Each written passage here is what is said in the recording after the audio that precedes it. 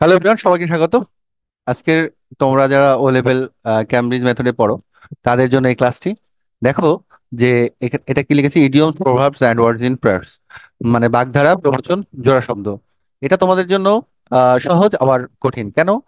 যারা আসলে জানে, বুঝে বুঝে পড়ে, তাদের জন্য সহজ। আর যারা আসলে বুঝে বুঝে পড়ে না বা আসলে মনে রাখতে পারে না, বা একটু কঠিন মনে হয় বাংলাগুলো, তাদের জন্য কঠিন হয়ে যায়। তো মূলত সবার জন্য ক্লাস, এই ক্লাসটি দেখো যে আমি ইংরেজি লিখে রেখেছি পাশে পাশে। তো এটা যদিও পরীক্ষায় কিন্তু এরকম ইংরেজি থাকবে না, কিন্তু আমাদের বোঝার জন্য আমি লিখেছি এখানে। আরেকটা বিষয় যে এখানে আমাদের 5টি লাগবে, তাই না? 10টার মধ্যে 5টা লাগবে, আমি সবগুলো লেখার চেষ্টা করেছি।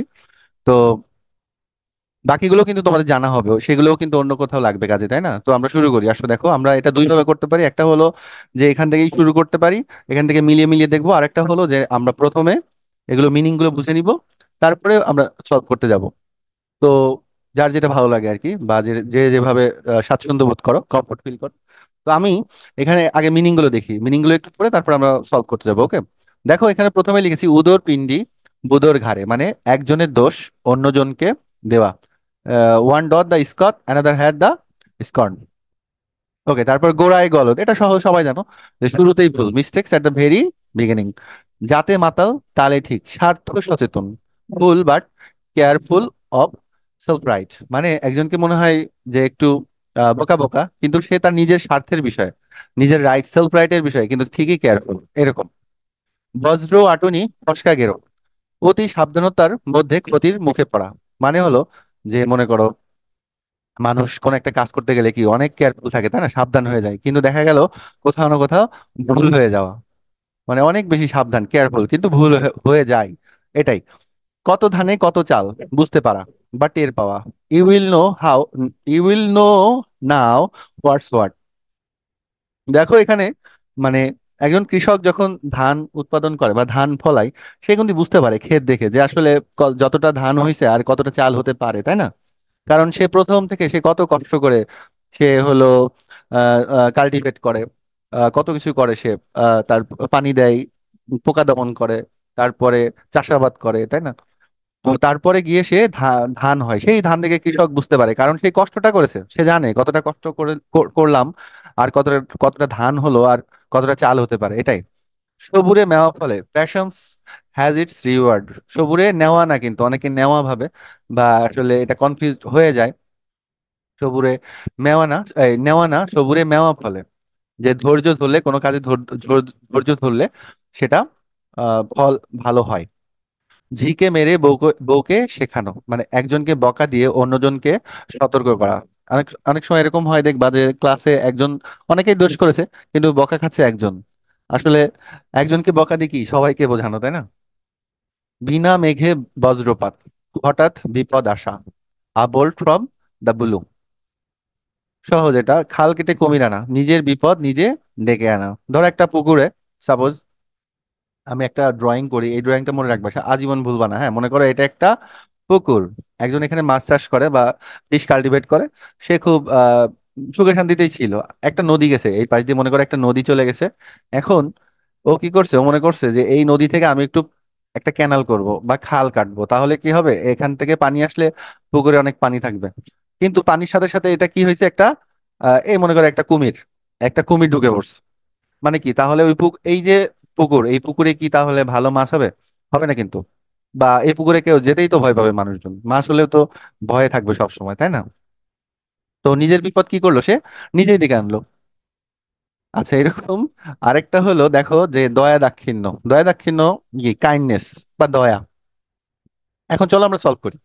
দেখো প্রথমে আছে, বন্ধুকে যতই এলেবেলে ভাবো না কেন, কাজের ব্যাপারে ওর হুশটান খুব, হুশটান ও কিন্তু, হুশটানে ও কিন্তু দেশ। হুশটানে কি হতে পারে, যে বন্ধুকে যত এলেবেলে, এলেবেলে মানে কি, এলেবেলে মানে বোকা ভাবা, তাই না? এলেবেলে মানে একটু বোকা বোকা, এলেবেলে বলা যায় বোকা বোকা। যে বন্ধুকে যতই তুমি বোকা ভাবো না কেন বা এলেবেলে ভাবো না কেন, কাজের বিষয়ে, কোন একটা কাজের বিষয়ে সে কি, কিওয়ার্ডস গুলো বুঝতে হবে। হ্যাঁ, কাজের বিষয়ে ওর হুশটান মানে কেয়ারফুলনেস বা সেন্সটা খুব ভালো। তাহলে কি হতে পারে, ও কিন্তু দেশ, ও কিন্তু কি, এই দেখো, যাতে মাতাল তালে ঠিক, মানে বন্ধুকে তুমি এলেবেলে ভাবছো বা বোকা বোকা ভাবছো, কাজের বিষয়ে সে খুব তার নিজের যে সেলফ রাইট সে বিষয়ে সে সচেতন, তাহলে এটা আমরা দাগিয়ে রাখবো যেহেতু এটা হয়ে যাচ্ছে। তাহলে এখানে আমরা কি করব, 3 দিব। ওকে, এরপরে দেখি যে এতদিন বাবার কাছে থাকায় কিছুই বুঝলে না, এখন নিজের খরচ নিজে চালিয়ে দেখো দেশ। এতদিন বাবার কাছে, মনে করো একটা ছেলে যে বাড়িতে থাকতো, এখন পড়াশোনার কাজে ঢাকায় গেছে। তো ঢাকায় গিয়ে কি করে, সে টিউশনি করে, নিজের খরচ নিজে চালায়। আগে তো লাগতো না, কারণ আগে বাবা ইনকাম করতো, বা বাবা বাবার সাথে থাকতো, পরিবারে থাকতো। এখন সে নিজের খরচ নিজে চালায়। তো আগে তো বুঝতো না যে টাকা ইনকাম করা কত কষ্ট। আর এখন নিজের খরচ নিজে চালিয়ে দেখছে যে এই যে কত ধানে কত চাল, টের পাওয়া, তাই না? মানে আমরা আবার পড়ি, এতদিন বাবার কাছে থাকায় কিছুই বুঝলে না, এখন নিজের খরচ নিজে চালিয়ে দেখো, কত ধানে কত চাল, মানে বুঝতে পারবে যে টাকা ইনকাম করাটা কত কষ্টের। তাহলে এখানে আমরা কি করব, 5 দিব। বুঝে বুঝে, এরকম বুঝে বুঝে পড়তে পারলে তোমাদের কিন্তু এটা আজীবন মনে থাকবে। ওকে, তারপরে দেখো 3 নম্বর, দেশ নিয়ে আর কতদিন চালাবে, নিজের পায়ে দাঁড়ানোটাই বুদ্ধিমানের কাজ নয় কি, দেশ নিয়ে। দেশ নিয়ে আর কতদিন চালাবে, মানে বোঝা যাচ্ছে একজন পার্সন যে নিজের পায়ে দাঁড়ায় নাই। নিজের পায়ে দাঁড়ানো মানে কি, নিজে নিজে নিজে ইনকাম করা, নিজের ফ্যামিলি বা নিজের টাকায় নিজে চলা, সেটাই হলো নিজের পায়ে দাঁড়ানো। আর সেটাই তো বুদ্ধিমানের কাজ। কিন্তু দেশ নিয়ে কি নিয়ে, দেখো এই যে 10 নম্বর, দয়া দাক্ষিণ্য মানে কাইন্ডনেস। তাহলে আমরা এখানে কি দেবো, 10 দিব। এবার মেলাও দেখো, দয়া দাক্ষিণ্য নিয়ে মানে কাইন্ডনেস নিয়ে, মনে করো একজন মানুষ যে হলো যে অন্যের দয়ায় চলে, যেমন একজন ভিক্ষুক, সে চাইলেই কাজ করতে পারে। ঢাকা শহরে এমন অনেক ভিক্ষুক আছে যারা কিন্তু নিজে চাইলে কাজ কাম করে খেতে পারে, কিন্তু সে করে না, সে কি ভিক্ষাবৃত্তি করে সে আনন্দ পায়, বা সে ওইভাবে চলে। আচ্ছা চলো পরটা দেখি, কাজটা যে শেষ পর্যন্ত পণ্ড হয়ে যাবে, দেখো পণ্ড হয়ে যাবে তা আগেই বোঝা গিয়েছিল, কেননা এর ড্যাশ ছিল। মানে একটা কাজ যেটা শুরু করেছে, কিন্তু কেউ একজন বুঝতে পেরেছে আগে থেকেই যে এটা হবে না বা নষ্ট হয়ে যাবে, পণ্ড হবে, আগেই বুঝতে পেরেছিল।